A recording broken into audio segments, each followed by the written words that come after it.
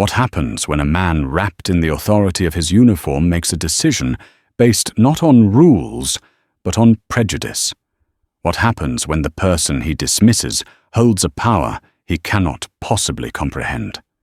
This isn't a story about a simple disagreement at an airport gate. It's a story about a single toxic assumption that grounded a multi-million-dollar aircraft, triggered a federal investigation, and sent a captain's high-flying career into a nosedive from which he would never recover. It's a story about how 3 little words, "You're not boarding," set in motion a chain of events that would reach the very highest levels of national security and prove that karma sometimes doesn't just knock on your door. It decommissions it. The air in Dulles International Airport's Concourse C was a familiar hum of controlled chaos. Business travelers in crisp suits typed furiously on laptops. Families tried to corral sugar-fueled children, and the scent of Cinnabon and stale coffee hung heavy. At gate C-27, the atmosphere was thick with anticipation. Flight 714, a flagship cross-country service from Washington, D.C. to San Diego, was in its final boarding stage. The destination was a hub for the nation's naval and aviation defense industry, and the flight was packed with a mix of tourists and serious-faced individuals in government contractor polo shirts. Presiding over this small kingdom was Captain Rick Jennings. At 52, Jennings was the very picture of an airline captain. Silver threaded his temples, his jaw was firm, and his Transcontinental Air TCA uniform was impeccably pressed. He exuded an aura of absolute authority, an authority he had cultivated over 25 years of flying. He saw the airplane not just as a machine, but as his domain. From the moment he stepped into the terminal, every rule, every procedure, every passenger was under his purview. He was known for being a stickler, a by-the-book man, a reputation he wore as a badge of honor. But beneath the polished veneer of professionalism lay a rigid, unyielding certainty in his own judgment, a judgment often clouded by assumptions he would never admit to having. He stood near the podium, observing the last few passengers trickle down the jet bridge. His first officer, a younger, more relaxed man named Mark Holloway, was already in the cockpit running through the pre-flight checklist. Jennings preferred to watch the boarding process himself. "You see the soul of a flight before you even leave the ground, Mark," he'd often say. That's when he saw him. The man was in his late 50s, tall and athletically built, with a calm, composed demeanor. He was impeccably dressed in dark slacks, polished leather shoes, and a simple but high-quality navy blue polo shirt. A sleek, professional laptop bag was slung over his shoulder. He wasn't creating a scene or rushing. He moved with an unhurried grace that suggested a man accustomed to being in control of his environment. He was also a black man. Jennings watched as the man approached the gate agent, a harried but competent young woman named Sarah Miller. The man handed her his boarding pass and his driver's license. Sarah scanned the pass. Beep. A small red light flashed on her screen. She frowned, tapping at her keyboard. "I'm sorry, sir," she said, her voice strained. "There seems to be a small discrepancy here." The man smiled politely. "Oh, I'm sure we can sort it out. What seems to be the issue?" "The name on your ticket is Dr. E. Vance, but your ID says Elias Vance," she explained, holding up the documents. "Our system is flagging the title and the initial. For security, the names have to be an exact match." This was Jennings's cue. He stepped forward, his presence immediately shifting the dynamic.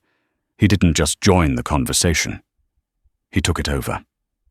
"Is there a problem here, Sarah?" he asked, his voice a low baritone that cut through the terminal noise.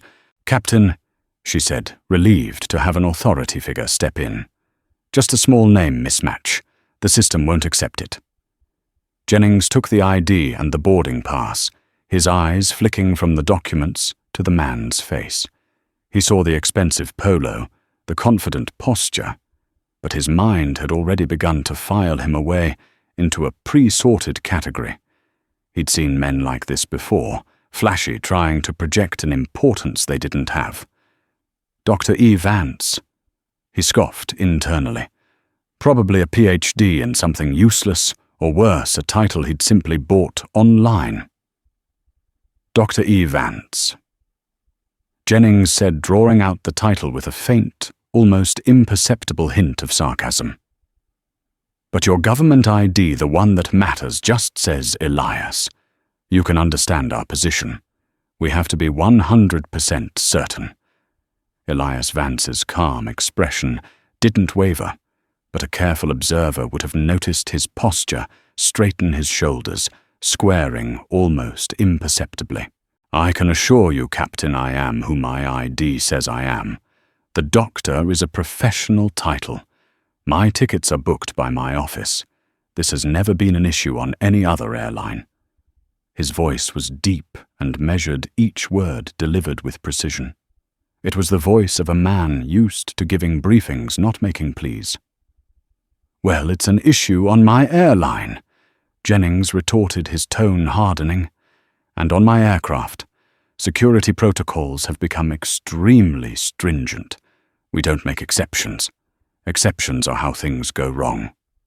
He was enjoying this, the feeling of absolute control, the power to enforce the rules, to be the final arbiter. He was the protector of this flight, the guardian at the gate.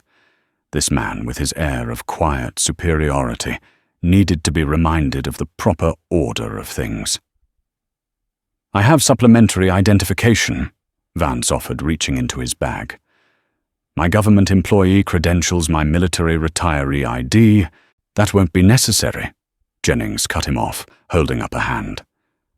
"The booking name and the primary travel document must match, period. It's a TSA directive." He was misquoting the rule, minor discrepancies, like initials and titles, were generally permissible at the airline's discretion, but he knew Sarah wouldn't question him, and he was certain this man wouldn't know the specifics. "Captain," Sarah interjected nervously, "we could just call the ticketing desk. They can usually reissue it in a few minutes." "We don't have a few minutes." Jennings snapped, his gaze fixed on Vance. "We have a departure window to meet. We're already behind schedule because of the baggage handlers on the inbound flight. We are not delaying this flight and its 187 other passengers for a ticketing error." The finality in his voice was absolute. Other passengers in the line began to grumble, looking at Vance with annoyance. He was now the cause of the delay, the problem. Jennings had skillfully painted him as the obstacle. Vance looked at the captain, his gaze steady. There was no anger in his eyes, but something far more potent, profound disappointment and a weary resignation.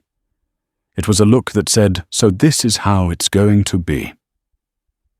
"Captain," Vance said, his voice dropping slightly, becoming more serious. "I understand your concern for an on-time departure. But I need to be on this flight. I am traveling on official government business of a time-sensitive nature."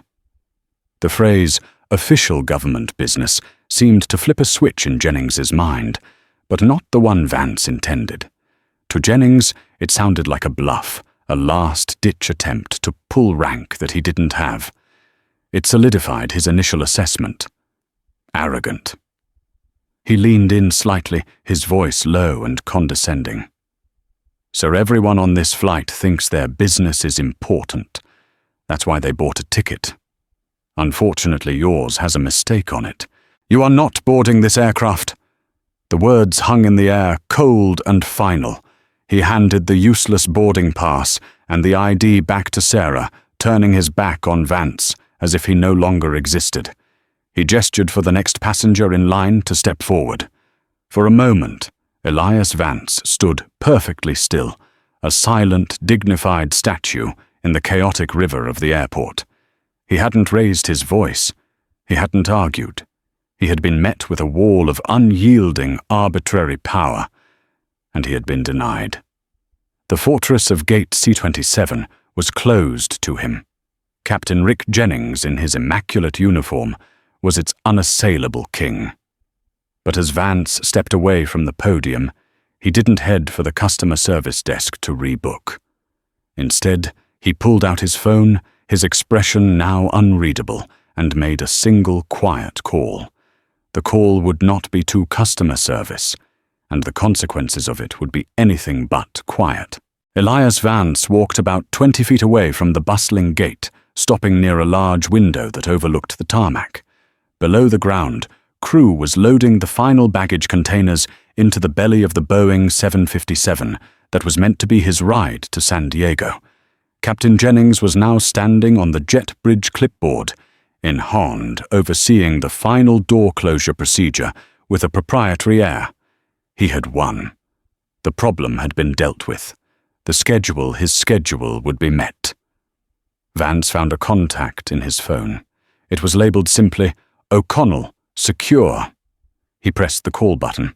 It was answered on the first ring.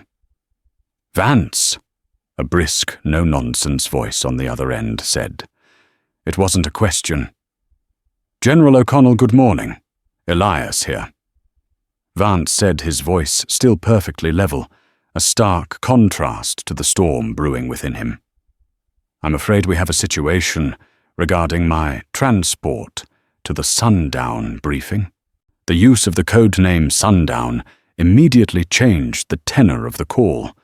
This wasn't about a missed flight anymore. Sundown was a classified strategic briefing at the Naval Air Station, North Island, involving the top brass of the Navy's Pacific Fleet and key figures from the defense industry. It concerned the deployment of a next-generation autonomous drone fleet, a project that was years in the making, billions of dollars in the spending, and critical to national security. Dr. Elias Vance, as the Pentagon's civilian director of aviation operations for the Department of Defense, wasn't just attending the briefing. He was leading it. A situation, Elias, your wheels up in 20 minutes. General O'Connell said, a note of concern creeping into his voice. Don't tell me DC traffic got the better of a retired Air Force colonel. There was a hint of old service rivalry humor in the general's tone, but it vanished when Vance replied. "I'm at the gate at Dulles, General. The pilot of transcontinental air flight, 704, has refused me boarding." There was a dead silence on the other end of the line. For a full 5 seconds, the only sound was the distant whine of a jet engine. "Refused you boarding?" O'Connell finally repeated the words, laced with disbelief. "On what grounds?" "A discrepancy between my booked ticket, which lists my professional title, and my government ID. The captain, a Mr. Jennings, has deemed it an unacceptable security risk and has refused to allow a correction at the gate to maintain his on-time departure schedule." Vance relayed the facts calmly, without emotion or embellishment. He didn't have to. The facts themselves were explosive. Another pause. "Let me be clear," O'Connell said, his voice now dangerously low and cold. "The pilot of a commercial airliner is blocking the DoD's Director of Aviation Ops from attending a national security briefing over a typo. That is an accurate summary, General. Stay where you are, Elias. Don't move. I'll handle this." The line went dead. Back at Gate C-27, Sarah Miller was trying to process the final paperwork when her computer screen suddenly began to flash with a priority message from the Central Operations Hub. She'd only seen a message like this once before, during a severe weather event that had grounded the entire eastern seaboard. "Urgent. TCA Ops. Yes, hold FLT 7-4. At gate, do not close door. Await directive from Exec Ops. Confirm receipt immediately." Her eyes widened. "Hold the flight," she muttered. She looked out at the jet bridge. The door was just about to close. "Captain Jennings," She called out, her voice higher than usual. "Captain, hold the door." Jennings turned his face a mask of annoyance. "What is it, Sarah? We're pushing back." "I just got a message from Central Ops," she said, holding up a printout of the alert. "They're telling us to hold at the gate. Directive from Executive Operations." Jennings strode back to the podium, snatching the paper from her hand. Executive Operations. That was the C-suite. That was Cynthia Davies, the formidable Vice President of North American Operations. Why would she be concerned with Flight 714? He scanned the terminal, his eyes landing on Elias Vance, who was still standing by the window phone at his side, watching the proceedings with an unnerving calm. It can't be, Jennings thought. It's impossible. He's just some disgruntled passenger who filed a complaint. But a tiny cold knot of dread began to form in his stomach. An executive-level hold was not a response to a standard customer complaint. That was handled by a gate supervisor, maybe a regional manager, hours or days later. This was instantaneous. This was a 5-alarm fire. On board the aircraft, First Officer Mark Holloway heard the change over his headset. "TCA 714. Dulles Tower, be advised you have a gate hold. I repeat, a gate hold is in effect. Do not push back. Await advisement from your company." Mark keyed his mic. Tower TCA 714, we copy. Gate hold." He turned in his seat. The cabin door was still open. He could see Jennings on the jet bridge, arguing with the gate agent. The passengers were all seated, their bags stowed. The flight attendants had just completed their safety demonstration. The murmur of confusion began to ripple through the cabin. A gate hold at this stage was highly unusual, unless there was a mechanical issue, and the plane was perfectly fine. Jennings's personal cell phone began to ring. The caller ID read, "Cynthia Davies, TCA Executive VP." The cold knot in his stomach tightened into an icy fist. He had met Cynthia Davies exactly once at a company awards dinner.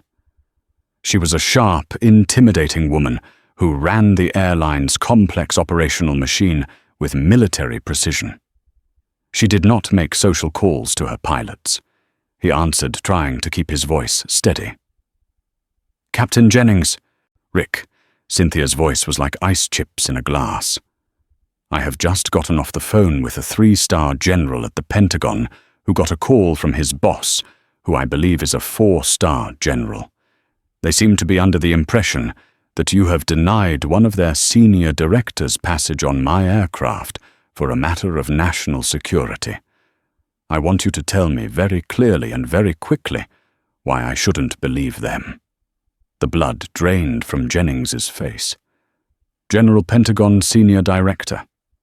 His mind raced back to the man by the window. "I am traveling on official government business."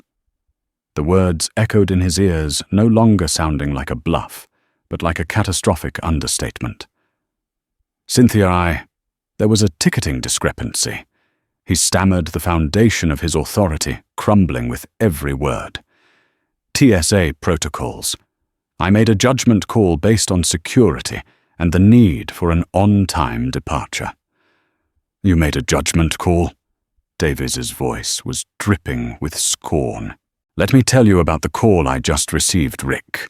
The man you refused to board is Dr. Elias Vance. He is the Department of Defense's Director of Aviation Operations. He oversees military air logistics interfaces with the FAA on special use airspace and sits on the board that approves the very flight corridors your planes use every single day.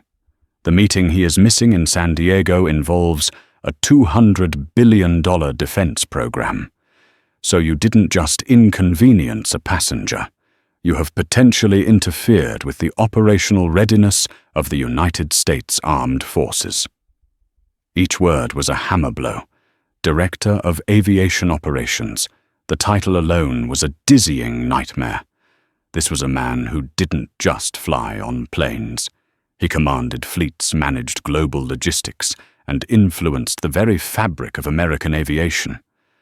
"My God," Jennings whispered, leaning against the jet bridge wall for support. His legs felt weak.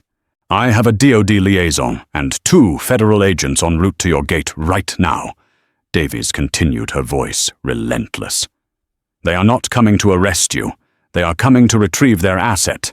You, however, will do exactly as I say. You will deplane. You will hand operational command of that flight to your first officer. You will be met by our chief of pilots at the terminal. You will not speak to anyone else.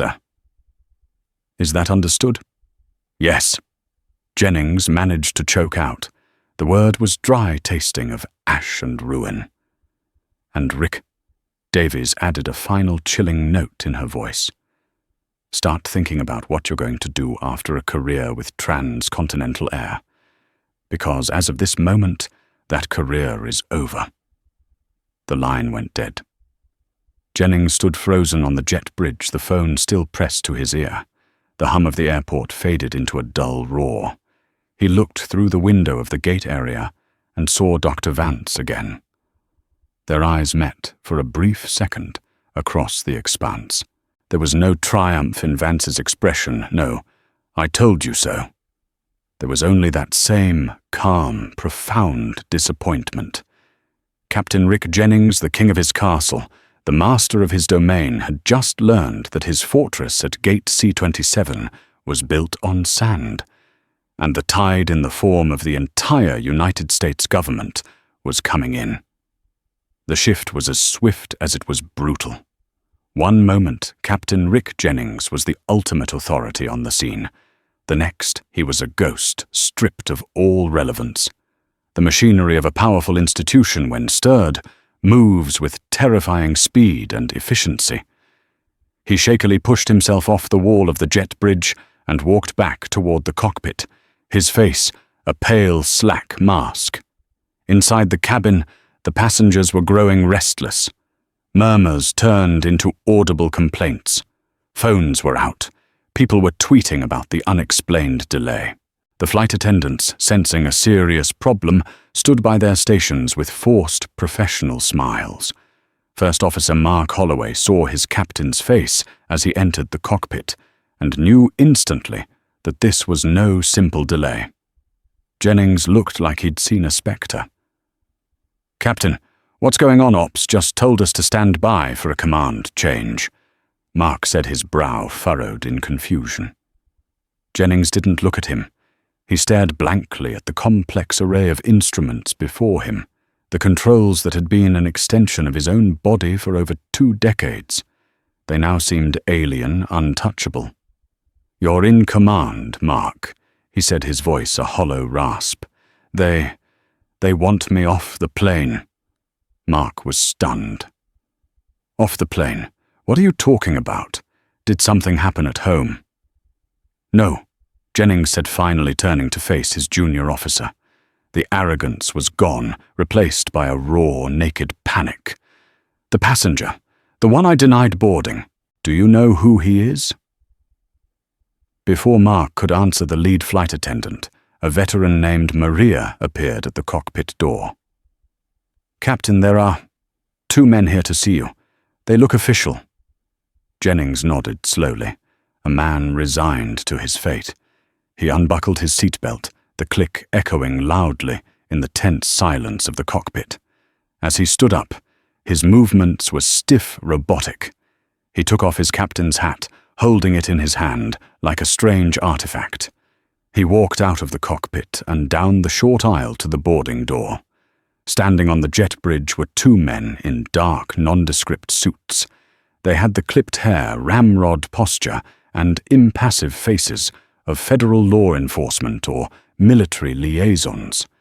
Beside them stood a grim-faced man in a TCA pilot's uniform, but with 4 gold stripes on his epaulets, and the weary eyes of a senior manager, David Chen, TCA's chief pilot for the Dulles hub. "Rick," Chen said, his voice devoid of sympathy, "come with me." There was no discussion, no argument. Jennings simply nodded and stepped off the plane that was a few minutes ago his kingdom. The 2 suits fell in step behind him, not touching him, but their presence was a clear message. He was being escorted. He was no longer in charge of anything, not even his own movements. As they walked up the jet bridge, the scene at the gate was one of quiet, efficient power. The regular passengers were being kept back by airline staff. Dr. Elias Vance was now speaking with a woman in a sharp business suit, Cynthia Davies, the executive VP, who had apparently driven to the airport herself, a testament to the severity of the crisis.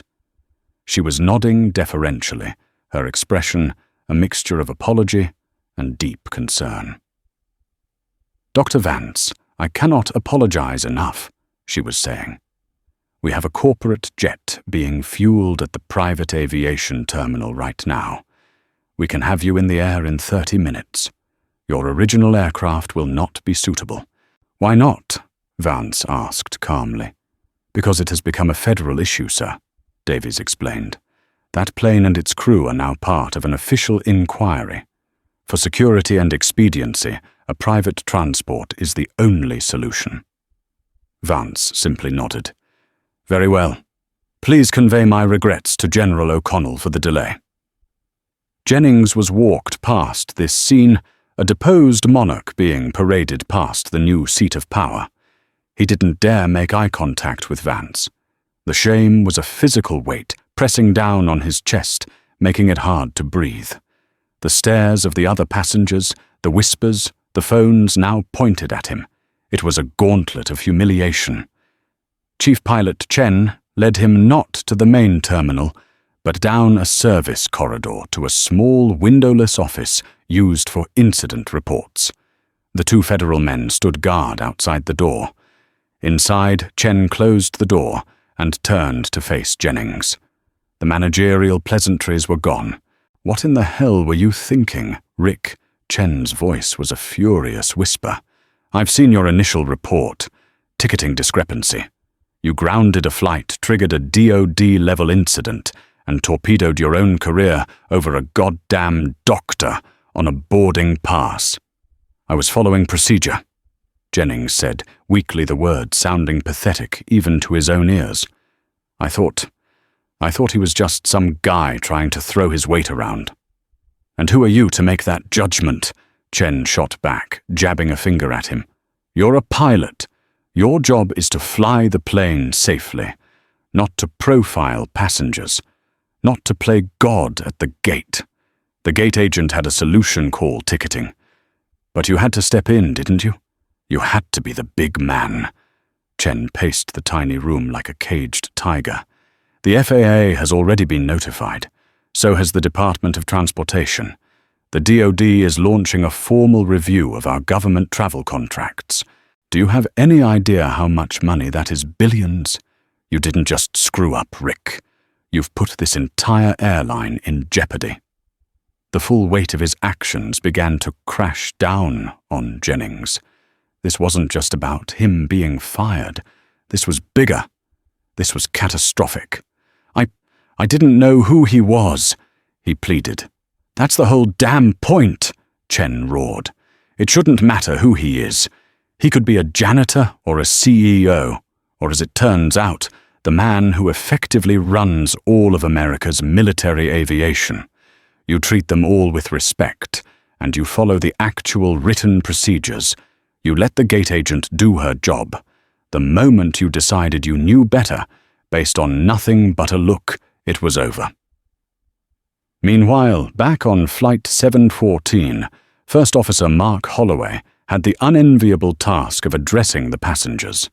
He took the cabin microphone, his hand slightly trembling. "Ladies and gentlemen, this is your First Officer, Mark Holloway. On behalf of Transcontinental Air, I want to apologize for this extended delay. Due to unforeseen crew-related circumstances, Captain Jennings will not be continuing with us to San Diego. We have a new captain, en route to the aircraft now. We expect to be underway in approximately 90 minutes. We understand your frustration, and we will do everything we can to get you to your destination safely. Thank you for your patience." Crew-related circumstances was the vaguest, most corporate-approved phrase he could think of. The cabin erupted in a chorus of groans and angry shouts. A 90-minute delay on top of the time they had already waited. Vacations were being cut short, business meetings missed. The ripple effect of Jennings's decision was now spreading to nearly 200 other lives each, with their own story, their own schedule, now thrown into disarray. As the corporate jet-carrying Dr. Elias Vance lifted off from a private runway at Dulles, he looked down at the sprawling airport complex. He saw Flight 714, still sitting forlornly at Gate C-27, a metal tube full of frustrated people. He felt no sense of victory, only a profound sadness. It hadn't been about him. It had been about a principle. The uniform, whether military or civilian, was supposed to represent a standard of conduct of impartial service. Today he had seen that standard fail. The revelation of his identity hadn't solved the root problem. It had only revealed the hypocrisy of the man who had judged him. The real work, he knew, was just beginning. 3 days later, Rick Jennings sat in a sterile beige conference room at Transcontinental Air's corporate headquarters near Chicago. The view from the 40th floor window was spectacular, a panoramic vista of the city and Lake Michigan. Jennings, however, saw none of it. His world had shrunk to the polished mahogany table, a pitcher of untouched ice water, and the three faces staring at him from across it. To his left was Cynthia Davies, the executive VP of operations.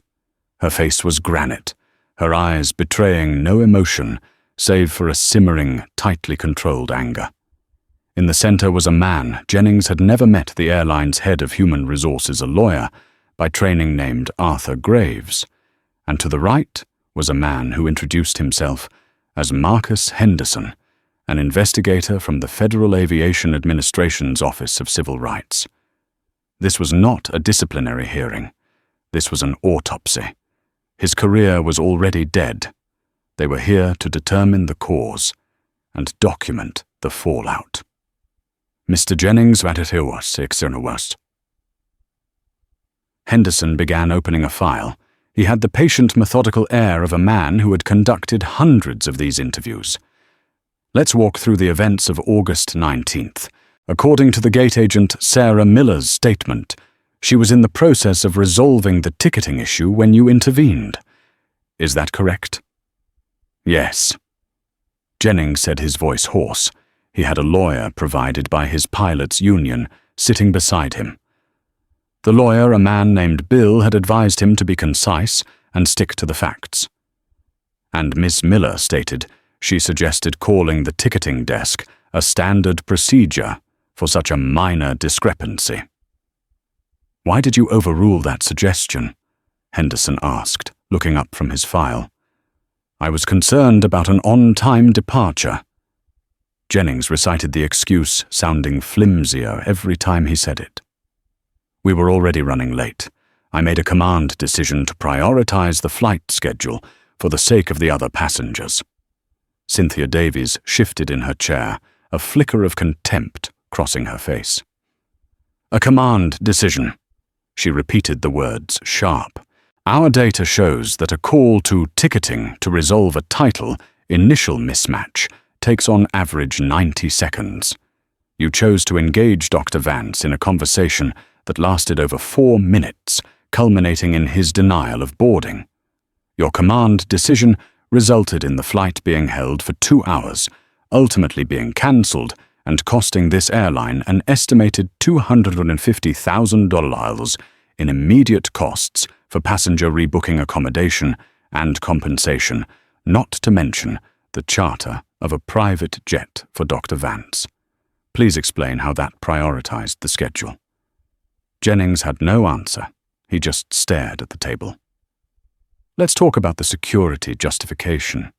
Henderson continued, his tone even. You cited TSA directives. Our office, in conjunction with the TSA, reviewed the applicable regulations. Section 4, Paragraph B of the Secure Flight Program, allows for airline discretion in cases of title suffix or initial mismatches, as long as the primary name and date of birth are a match, and supplementary identification can be provided. Dr. Vance offered to provide that supplementary ID, did he not? He did, Jennings conceded. And you refused to look at it? Yes. Why? This was the question he had been dreading. The one his lawyer had warned him would be the crux of the entire investigation. Why did you really do it, Rick? I had already made my decision based on the primary documents, he said, clinging to the shredded remnants of his procedural argument. Henderson leaned forward slightly. Captain Jennings, let's be direct. Your first officer, Mark Holloway, has given a statement. He describes your demeanor as unusually confrontational and dismissive. Tor. He states that in the cockpit prior to the incident, you made a comment about these affirmative action hires getting government jobs and thinking they own the world. Do you recall making that statement? The air was sucked out of the room. Jennings' lawyer shot him a sharp look. This was new. Mark, his own co-pilot. He felt a wave of betrayal followed immediately by a hot flush of shame. He had said it. It had been a casual throwaway line, part of the usual cockpit banter he'd engaged in for years. He never thought it would be repeated, let alone in a formal investigation. I don't recall the exact words, Jennings stammered. Let me refresh your memory, Henderson said, flipping a page. According to Mr. Holloway, you were observing the passengers line up and saw Dr. Vance. You said, look at this guy. Probably got his doctorate online. 10 to 1, he's going to be a problem. Does that sound familiar? It was over. He knew it. The procedural arguments, the scheduling concerns, it was all a smokescreen, and the FAA investigator had just blasted it away with a fire hose. His prejudice, spoken aloud in what he thought was a private space, had been recorded. It was now evidence. It was the motive. Arthur Graves, the HR chief, spoke for the first time. Captain Jennings Transcontinental Air has a zero-tolerance policy for discrimination of any kind. Your actions at Gate C-27 were a flagrant violation of that policy. Your comments to your first officer demonstrate a pattern of prejudicial thinking that is incompatible with the responsibilities of a TCA captain. Responsibilities that include the fair and equal treatment of all our customers. Jennings finally looked up, a desperate plea in his eyes. I have flown for this airline for 25 years. I have a perfect safety record. I have trained dozens of pilots. One mistake. This wasn't a mistake, Rick. Cynthia Davies cut in her voice, cold as steel. A mistake is entering the wrong flap setting and correcting it. A mistake is misreading a weather chart. This was a choice. You chose to see a black man and assume the worst. You chose to abuse your authority to act on that assumption. And in doing so, you have brought shame and significant financial and reputational damage to this company. Your safety record is irrelevant. You are a liability we can no longer afford. Graves slid a single piece of paper across the table.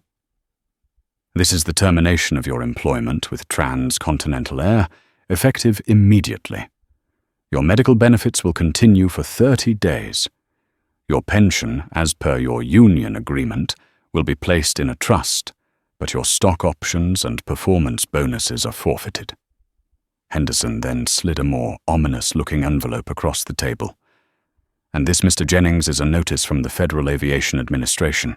We are opening a formal review of your airline transport pilot license on the grounds of careless and reckless conduct, unbecoming of a certificate holder. A hearing will be scheduled. Until its conclusion, your license is suspended indefinitely. Suspended. Terminated. The two words hit him like physical blows. 25 years of seniority, of respect, of identity, evaporated in a cold beige room on the 40th floor. He was no longer Captain Jennings. He was just Rick, a 52-year-old unemployed man with a suspended pilot's license.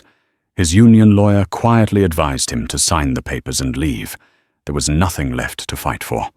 As he stood up to go, his legs unsteady, he looked at the three figures who had just dismantled his life. They were already gathering their files, their attention moving on to the next item of business, the massive company-wide diversity and sensitivity retraining program that would now be known informally as the Jennings Initiative. He had become a cautionary tale, a corporate training module. That was his legacy now. The first few weeks were a blur of humiliating logistics, cleaning out his locker at the airport, avoiding the pitying or scornful glances of his former colleagues. Telling his wife Karen was the hardest part. She'd been a pilot's wife for 3 decades, building their life around his irregular schedules, his long absences, and his substantial salary. Their comfortable home in a leafy Virginia suburb, the boat they kept on the Chesapeake. Their son's college tuition, it was all financed by the left seat of a 757. "They fired you?"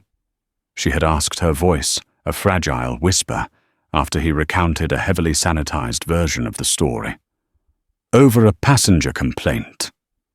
It was more complicated than that. Karen, he'd mumbled, unable to look her in the eye. It was a misunderstanding that got blown way out of proportion. But the story didn't stay contained. Within a week, an aviation blogger got a tip from a TCA insider. The story broke online initially on niche forums, but then it was picked up by a larger news outlet. TCA captain fired after denying boarding to Pentagon official. The narrative was clear and damning. The details of his comments to the first officer, leaked by someone from the investigation, were included. The story wasn't just about a pilot's mistake anymore. It was about racial profiling. The calls stopped. Friends he'd known for years, other pilots he'd flown with, suddenly had full voicemails. He was radioactive. The pilot community was small and insular. A reputation for safety violations was one thing, but a reputation for being a prejudiced fool who cost the company a government contract was a death sentence. The FAA hearing was a formality. His lawyer presented a half-hearted defense, citing his long record, but the evidence was overwhelming. The panel was unmoved.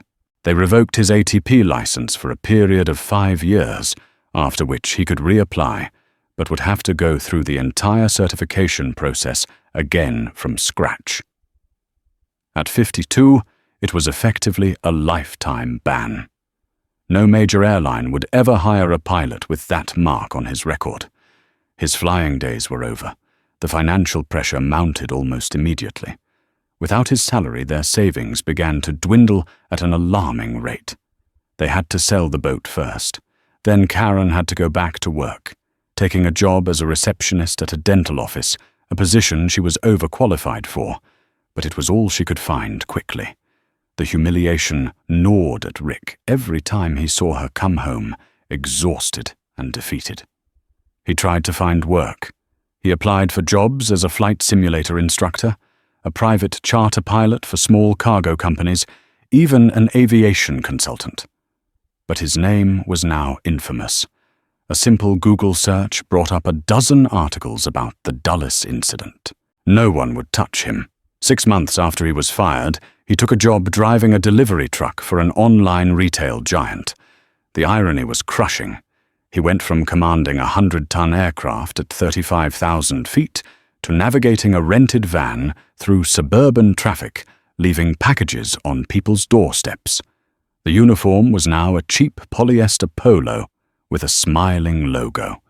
He, Captain Rick Jennings, who once held the lives of hundreds in his hands, was now taking instructions from a 25-year-old shift supervisor. The man who had been so certain of his authority, so confident in his judgment, was now invisible, powerless.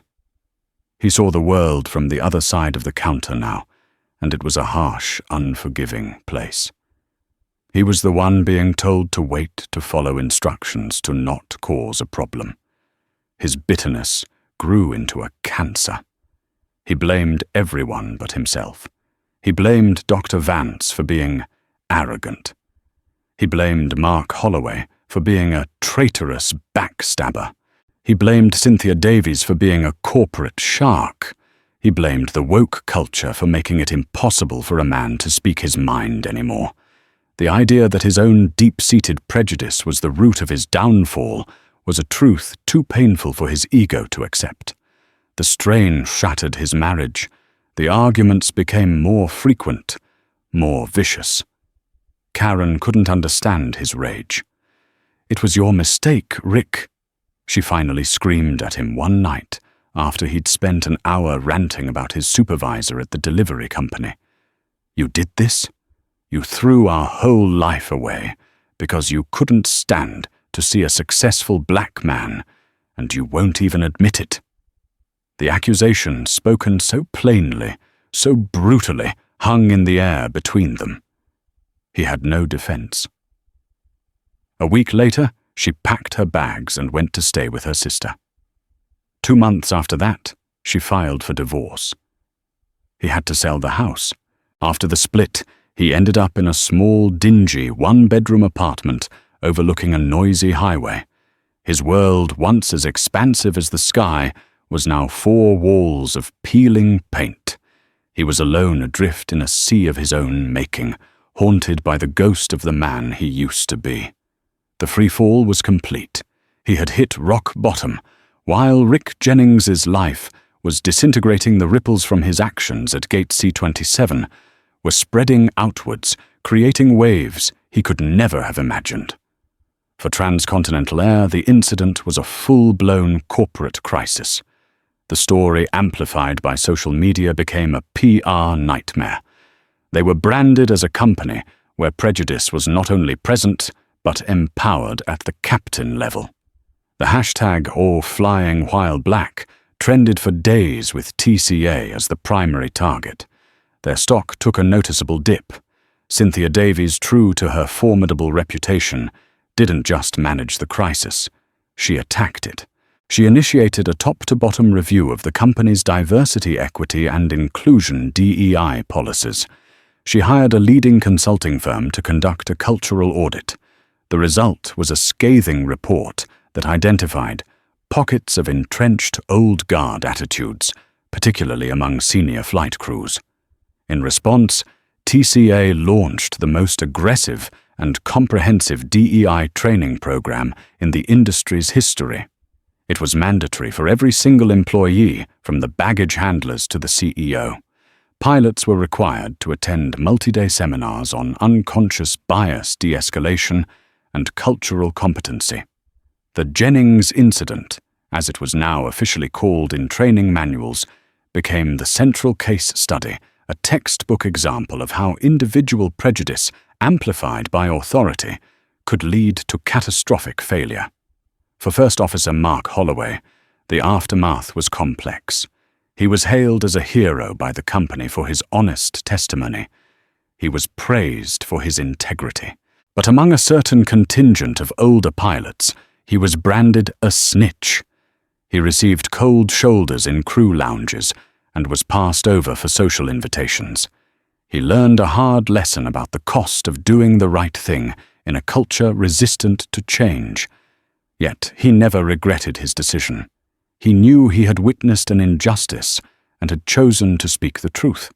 Within a year, he was promoted to captain, part of a new generation of leadership TCA was desperately trying to cultivate. The biggest repercussions, however, were felt at the federal level. Dr. Elias Vance was a quiet and professional man, not one for public crusades. But the incident had exposed a vulnerability he could not ignore. If he, a senior defense official, could be arbitrarily blocked from critical travel by a single airline employee's bias, what was happening to the thousands of other military personnel and government contractors of color who flew every day? He used the full weight of his position, not for revenge, but for reform. He met with the Secretary of Transportation and the head of the FAA. He initiated a Pentagon review of its multi-billion-dollar commercial airline travel contracts, known as the General Services Administration GSA City Pairs Program. The new terms were revolutionary. To qualify for these lucrative government contracts, airlines would now be required to provide detailed metrics on their DEI initiatives, passenger complaint resolutions related to discrimination, and the diversity of their workforce, including the pilot corps. They would be subject to periodic audits by the Department of Transportation's Civil Rights Office. Failure to meet the new standards would result in the loss of the contract. It sent an earthquake through the industry. Airlines scrambled to comply. DEI was no longer a matter for the HR department.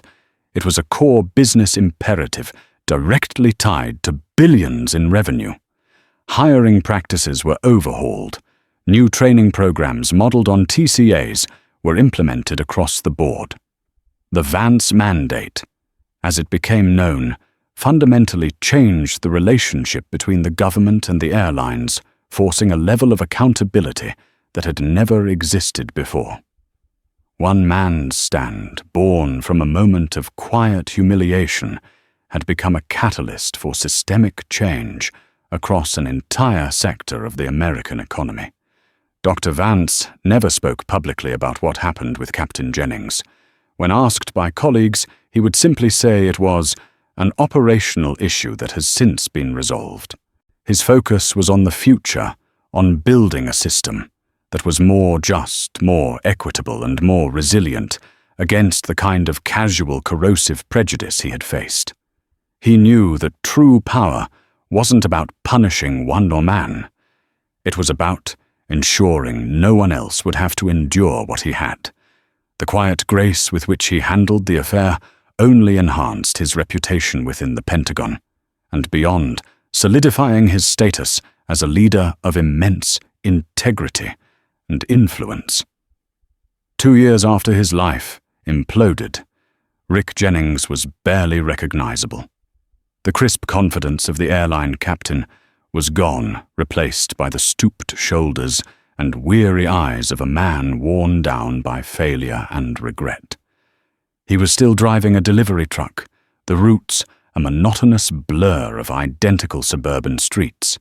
He was estranged from his ex-wife and his son, who was struggling through college without the financial support he'd once taken for granted. He was utterly alone. One rainy Tuesday afternoon, he was on his lunch break, sitting in the driver's seat of his van, scrolling through a news site on his phone. An article caught his eye. The headline read, "Pentagon's Vance Mandate, credited with record increase in minority pilot recruitment." He clicked on it. The article detailed the sweeping success of the program initiated by Dr. Elias Vance. It quoted airline CEOs, FAA officials, and young minority pilots who were now getting opportunities they could only have dreamed of a few years earlier. The program was being hailed as a model for public-private partnership in advancing civil rights. The article featured a recent photo of Dr. Vance. He was standing on the deck of an aircraft carrier, surrounded by a diverse group of young naval aviators, the sea and sky stretching out behind him. He looked the same as he had at the gate, calm, confident, and in command. But now, Jennings could see the immense, formidable power behind that composure. It wasn't the power to deny one man a seat on a plane. It was the power to change the entire landscape. As Jennings stared at the photo, something inside him finally broke. For 2 years he had clung to his narrative of victimhood. He was the one who was wronged, the victim of a vindictive passenger and a spineless corporation. But looking at the image of Dr. Vance, a man who had taken a moment of personal insult and used it to create opportunities for thousands, he could no longer sustain the lie. The truth crashed over him with the force of a physical blow.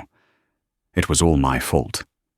He saw it with blinding clarity, his sneer, his condescension, his abuse of the uniform.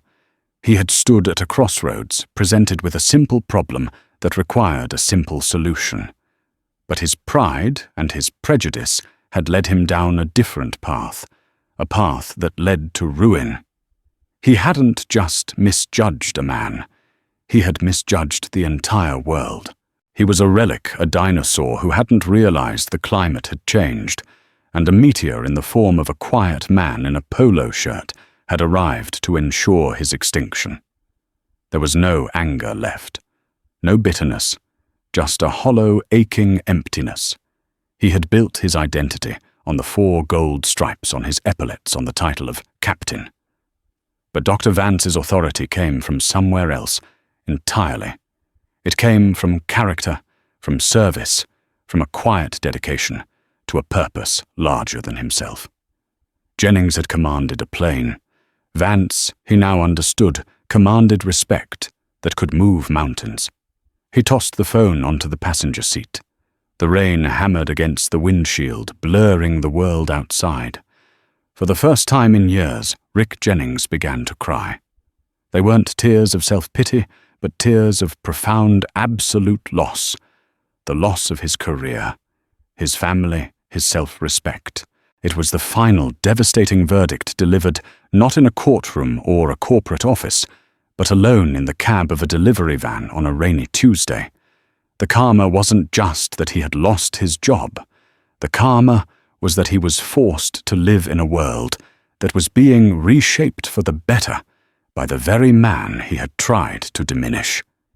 He had to watch from the ground as the world of aviation, the world he loved and had been cast out of, evolved beyond him, spurred on by his own colossal failure. He wasn't just a footnote in another man's story.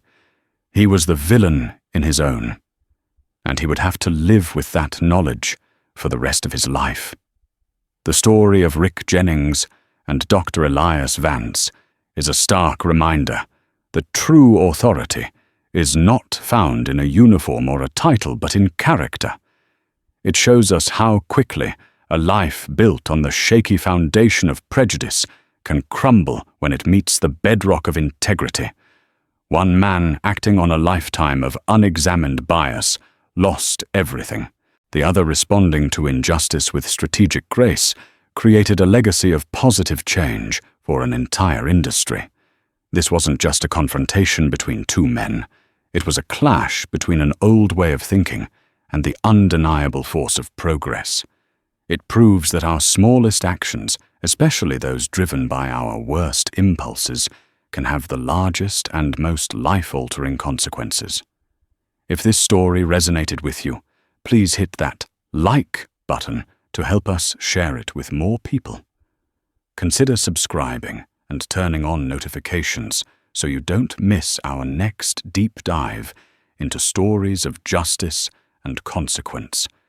And we want to hear from you. Share your thoughts in the comments below. Thank you for listening.